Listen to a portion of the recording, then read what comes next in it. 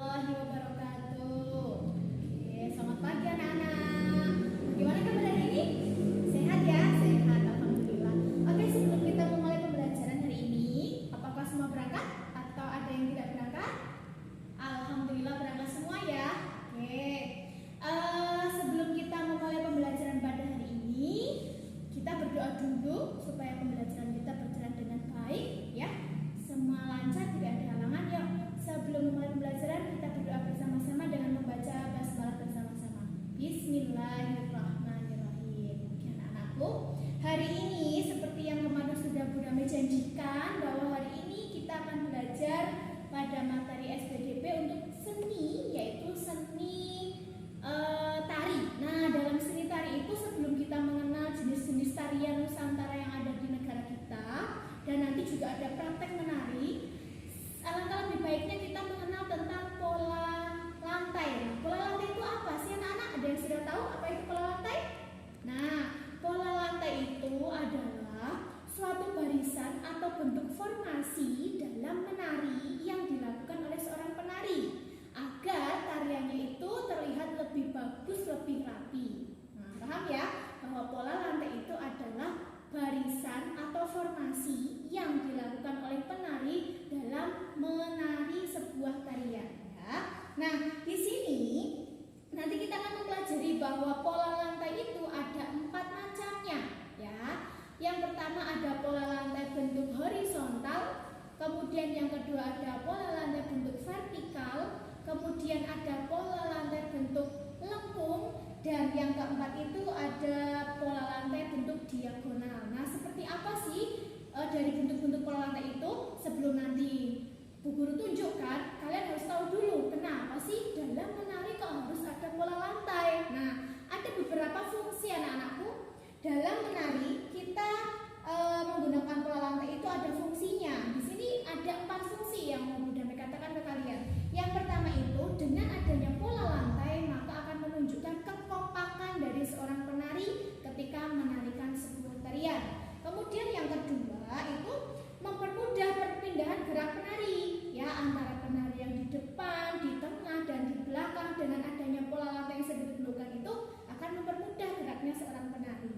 Kemudian penari tampak lebih energik ya, lebih lincah, dilihat itu lebih enak dinikmati oleh penonton ya. Kemudian yang terakhir itu mencegah kekacauan. Kalau kita menari nggak tahu pola lantainya, kita asal gerak saja, nanti yang di depan mundur, tiba-tiba yang di belakang nggak tahu, wah ada tabrakan di situ antar penari. Nah, tarian menjadi kacau, dilihat tidak indah lagi. Nah itu ya, jadi pola lantai itu sangat penting dalam menarikan sebuah tarian yang dilakukan oleh seorang penari. Paham ya anak-anakku?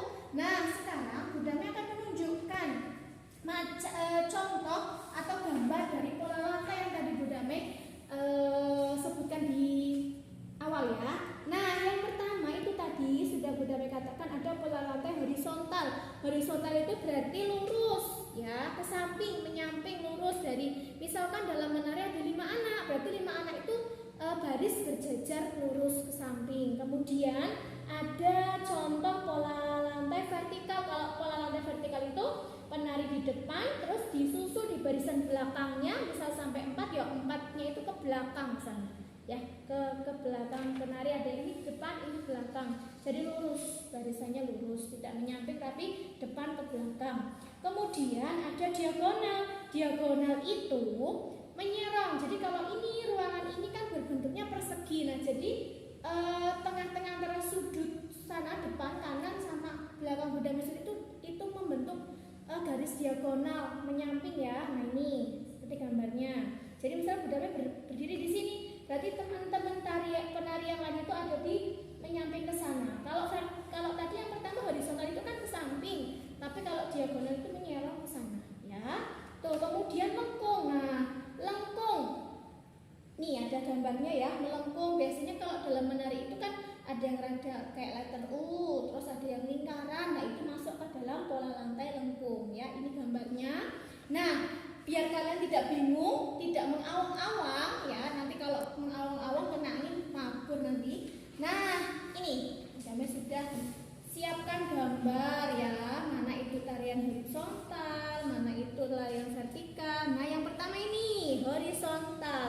Ada yang tahu nggak? Ini ada 5 perempuan sedang menari. Ini jajar ke samping ya. Ini adalah bentuk pola lantai horizontal. Ini biasanya kalau yang sering lihat itu, ini tari apa ya? Tari Saman dari Aceh ya. Nah, ini menyamping seperti ini, contohnya seperti ini. Kemudian yang vertikal tadi yang Bu Damai sampaikan bahwa ada satu penari. Nah, ini kelompoknya banyak, ini kelompok besar. Nah, ini barisannya vertikal ke belakang ya, ada yang dari depan, terus nah ini 3 ke belakang. Nih, ini namanya vertikal ya. Kemudian yang diagonal. Nah, diagonal ini hampir mirip dengan yang namanya horizontal. Cuma kalau diagonal itu menyamping ya, dari ini memotong ini, nah ke samping. Ini namanya diagonal. Nah, yang terakhir itu ada pola lantai bentuk lengkung. Nah, di sini ini contoh lengkung. Bu Damai berikan contoh 2. Yang pertama itu hanya membentuk seperti kayak letter U ya. Kemudian ini yang kedua melingkar. Nah, gini ya. Nah, itu adalah beberapa jenis pola lantai dalam sebuah tarian. Nah, anak-anakku, untuk kalian lebih paham lagi apa itu pola lantai, nanti akan Bu Damai bagi kelompok ya. Dalam kelompok itu nanti kita akan mencoba untuk melakukan gerakan tari dengan pola lantai yang sudah dijelaskan ya. Tapi sebelumnya ada beberapa hal yang harus kalian kerjakan dulu biar kalian itu paham ya akan apa itu pola lantai. Nanti ada soal yang akan Bu Damai berikan, itu nanti dikerjakan di rumah. Hanya ada 4 soal tentang pengertian pola lantai, jenis pola lantai, fungsi pola lantai, dan nanti kamu mencari tarian yang menggunakan dari keempat pola lantai itu namanya tarian apa, berasal dari daerah mana. Itu ya, paham ya? Ada yang ditanyakan? Oke, tidak ada ya, jadi paham semua. Terima kasih anak-anakku.